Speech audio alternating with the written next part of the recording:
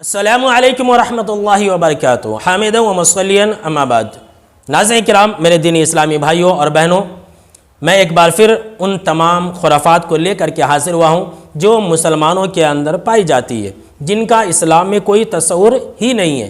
اور اگر آپ نے ان تمام خرافات کو نہیں جانا ہے اور نہیں سنا ہے تو ڈسکرپشن کے اندر لنک موجود ہے، آپ ضرور دیکھیں اور اپنے عقیدے کی اصلاح کر لیں۔ آئیے شروعات کرتے ہیں آج کے درس کی کہ وہ کون سی چیزیں ہیں جو مسلمانوں کے اندر بدعقیدگی کے طور پر، نحوست کے طور پر سمجھی جاتی ہے۔ بہت سارے ہمارے مسلمان بھائی یہ سمجھتے ہیں کہ اماوس کی جو رات ہوتی ہے بہت خطرناک رات ہوتی ہے۔ بہت سارے لوگ تو ایسے ہیں جو اس رات کو گھر سے بھی باہر نہیں نکلتے۔ یہ بالکل ہی غلط عقیدہ ہے۔ اسی طرح سے مسلمانوں کے اندر یہ بھی ایک عقیدہ ہے کہ اگر سورج گرہن لگ جائے، اگر چاند گرہن لگ جائے تو وہ ان عورتوں کو گھروں کے اندر چھپا دیتے ہیں جو حمل سے ہوتی ہیں اور کوئی کام کرنے نہیں دیتے ہیں۔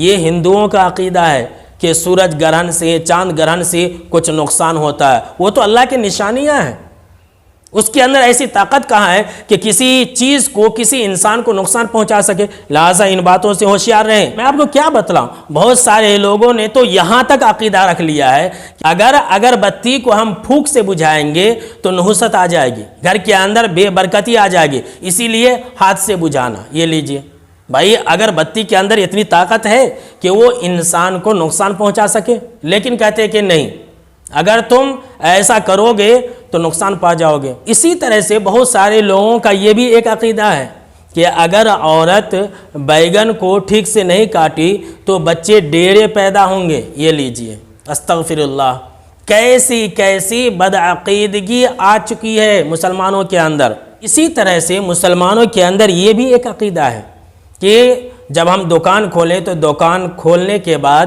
سب سے پہلا انسان کو ادھار نہیں دینا، اور اگر کوئی ادھار مانگ لیا تو پھر سمجھ لیتے ہیں کہ آج دن بھر میرا بیپار ہی نہیں چلے گا۔ یہ لیجئے، یہ کوئی عقیدہ ہے کیا؟ ایسی کوئی بات نہیں اسلام کے اندر۔ الغرض میرے مسلمان بھائیوں اور سامعین کرام، یاد رکھ لیجئے، اس طرح کی بہت ساری باتیں جو میرے ذہن و دماغ کے اندر تھی، جو باتیں مجھے معلوم تھی بدعقیدگی کی، وہ ہم نے اس لیے وضاحت کے ساتھ بیان کر دیا ہے تاکہ ہم یہ سمجھیں کہ کسی بھی چیز کے اندر نفع اور نقصان کا اختیار نہیں۔ یہ بات اچھی طرح سے بیٹھا لیں اور کسی دن کو برا نہ سمجھیں، کسی مہینے کو برا نہ سمجھیں۔ یاد رکھ لیجئے، زمانے کو، مہینوں کو اور دنوں کو برا سمجھنا، اسے اچھا نہیں سمجھنا، یہ اللہ رب العالمین کو برا بھلا کہنے کے برابر ہے۔ جیسا کہ صحیح بخاری حدیث نمبر 6937 کی یہ روایت ہے کہ آپ صلی اللہ علیہ وسلم نے فرمایا، حدیث قدسی ہے، ابو ہریرہ رضی اللہ تعالیٰ عنہ اس حدیث کے راوی ہیں، کہتے ہیں کہ آپ صلی اللہ علیہ وسلم نے فرمایا کہ اللہ کا یہ کہنا ہے کہ ابن آدم مجھے تکلیف دیتا ہے، انسان مجھے تکلیف دیتا ہے، وہ زمانے کو برا بھلا کہتا ہے کہ یہ مہینہ اچھا نہیں، یہ دن اچھا نہیں، اس کے اندر ایسا ہوتا ہے، اس کے اندر ایسا ہوتا ہے۔ سامعین کرام، آپ ذرا غور سے سنیں کہ اللہ کیا کہتا ہے۔ اللہ کہتا ہے کہ انا الدہر، زمانہ تو میرے ہاتھ میں ہے، ایک سارے معاملات کی دیکھ ریکھ تو میرے ہاتھ میں ہے، دن کو میں ہی لے جاتا ہوں، رات کو میں ہی لاتا ہوں، اس کا لانے والا کون ہے، لے جانے والا کون ہے؟ اللہ کہتا ہے کہ یہ میں ہوں۔ کسی دن کے اندر اتنی طاقت نہیں ہے۔ اب اگر کوئی انسان کسی دن کو برا سمجھتا ہے تو وہ انسان اللہ کو تکلیف دیتا ہے۔ یاد رکھ لیجئے، اللہ کی پناہ، اللہ اکبر، کتنی بڑی بات ہے۔